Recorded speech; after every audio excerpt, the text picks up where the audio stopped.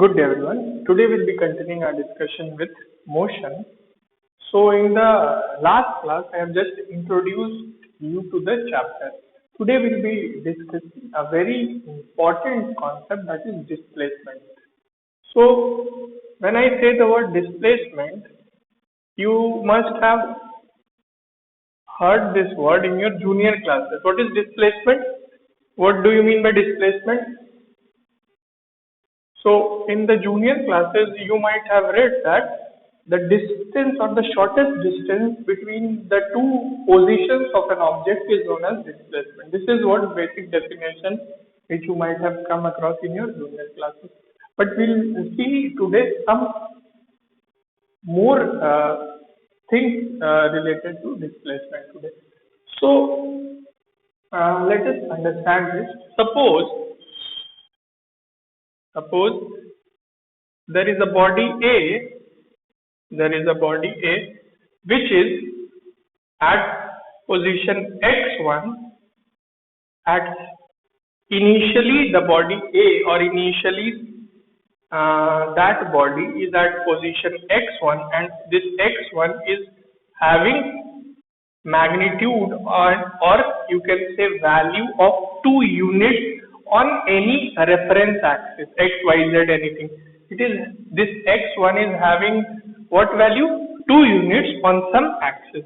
Now that same body initially, which was at x1, after some time moves to x2, and this position x2 has value 5 units on the same reference axis. Now what will be displacement? Displacement you can easily calculate. Displacement will be 5 minus 2. So remember this. We will write a formula or generalized expression to calculate displacement, and always remember this expression. So displacement is always given by final position minus initial position. Always final position of the object minus initial position of the object. Final position or final coordinates, you can say, if you are dealing with coordinate system. So final position minus initial position. So displacement is given by what? Displacement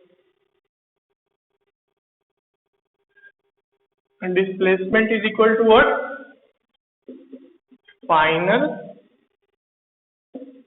position minus initial position.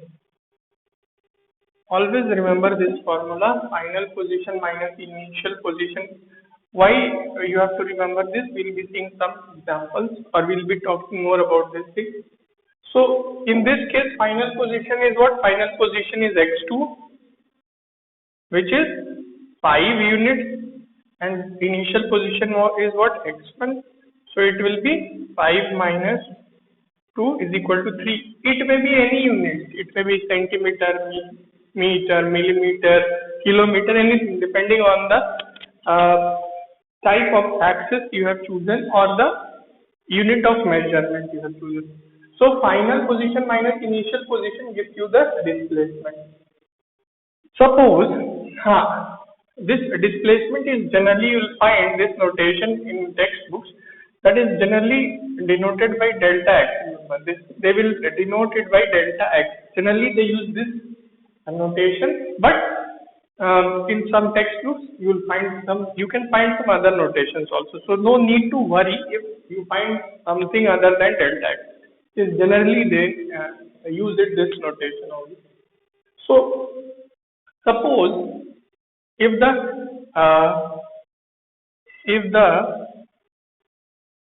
condition was something like this, body was initially at 5 units on some reference axis, or body was initially at x1 position, which is having 5 units on some reference axis, and after some time body moves to x2, which is having 2 units on the same reference axis. Now in this case, what will be the displacement? you can say 5 minus 2, which is 3. But 3 is wrong. 3 is wrong because what mistake is there in 3? The formula which I have told you is final position minus initial position. So in this case, what is the final position? This case, what is the final position? This is the final position. And this was the initial position, the second case. So final position is how much? 2 units minus initial position is what? 5 units. So this is minus 3 units. Now,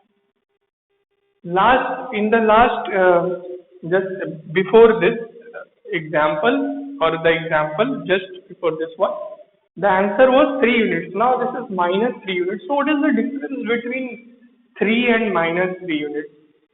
3 and minus 3 units differ in the direction. They differ in what? They differ in direction. Remember that displacement is something which also or in which you have to report direction also. So minus 3 and 3 means what? Minus and plus means what? So the direction for displacement is generally the direction of the coordinate axis. Means in case of coordinate axis, you take as specific direction of x-axis as positive, specific direction of x-axis as negative, specific direction of y-axis as positive. That is what direction I am talking about. So, suppose this is the coordinate 2-dimensional, this is the coordinate axis. So this is x, this is y. So this side x-axis you consider positive. So along the positive direction, displacement is also considered positive. So displacement is also considered positive along x direction. Generally, means it is a type of, you can say,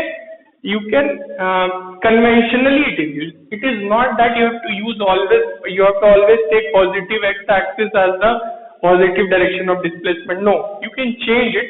But most of the textbook use the same convention, so it would be better if you follow the same. So this is the positive direction of x-axis, so displacement along this direction is taken as positive. So when we were discussing that question, in the first case, the initial position of the object was 2 and the final position of the object was 5 in the first case. So displacement was what? 5 minus 2. As the object was moving along which direction? The object was moving along positive direction of x-axis. As the object was moving along positive direction of x-axis, because this was the initial position, this was the final position. So object is moving along this direction. That is why the displacement came positive. That is why the displacement came positive in the first case. In the second case, you have seen when we considered 5 as the initial position and 2 as the final position, displacement came negative. Why? Because the direction of motion was like this. Then only this can be initial position, this can be final position. So the direction of motion is like this. So body is moving along this this direction. So this direction of x-axis is considered what? Negative. That is why displacement is also considered negative along this direction. That is, along positive x-axis direction we take displacement positive. If the direction is along negative direction of x-axis, you take displacement as negative. It does not matter that the coordinates are on the positive side. Don't confuse that the coordinates are on the positive side. So how can you take displacement negative? No.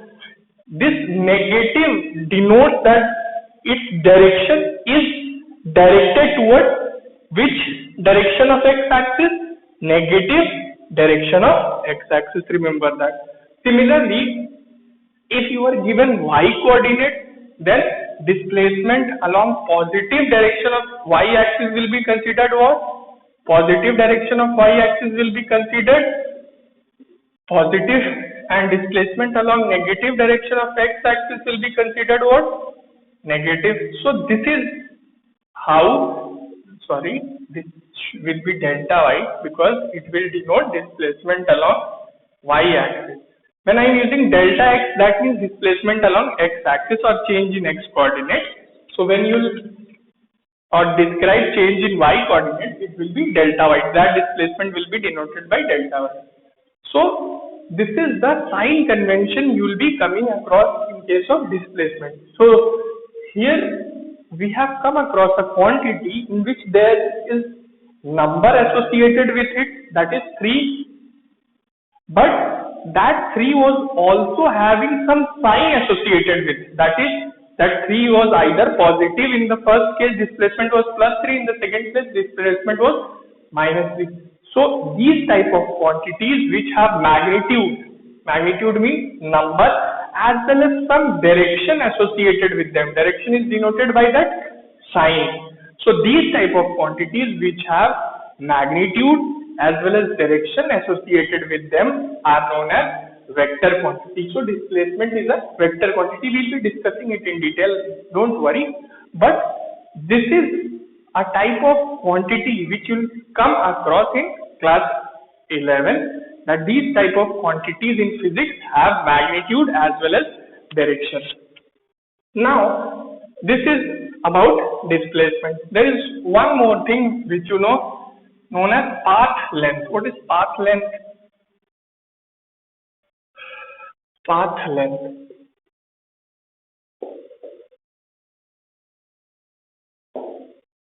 Path length is the total distance covered during the motion.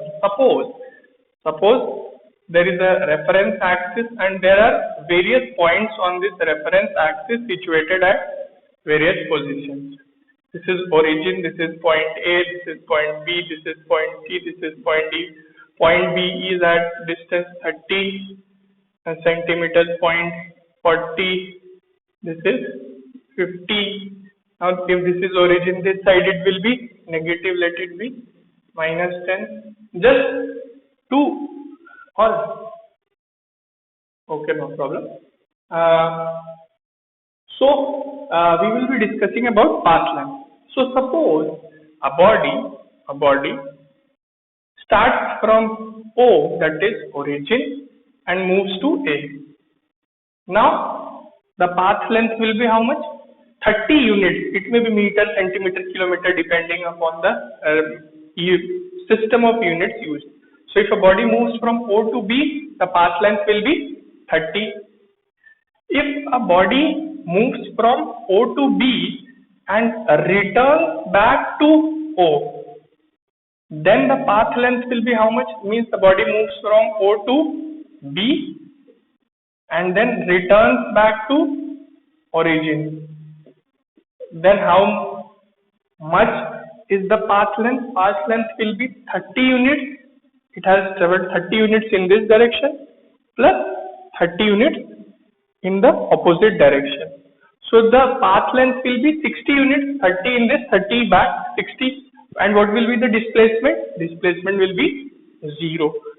So this is the difference between displacement and path length. If the initial and final points are same, the displacement is 0, but path length will not be 0.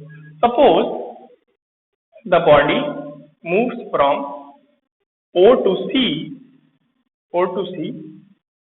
and returns back to B. Now what will be the path length? Path length will be this 40 plus it will return back, then 10 more it will cover, 40 to 30. So what will be the displacement? What will be the path length? Path length will be 40 plus 10, 50. But what will be the displacement? Displacement will be how much? Displacement will be 30. So how 30? Because final position of the body is this thing. So final position minus initial position will give you the displacement. So final position is 30 minus initial position is 0. So displacement is 30. So for this case, displacement will be 30, but path length will be 50. So this is the difference between displacement and path length. Path length is not having any direction. Means whether the body moves in this direction, it will have only the magnitude. There is nothing known as direction of path length.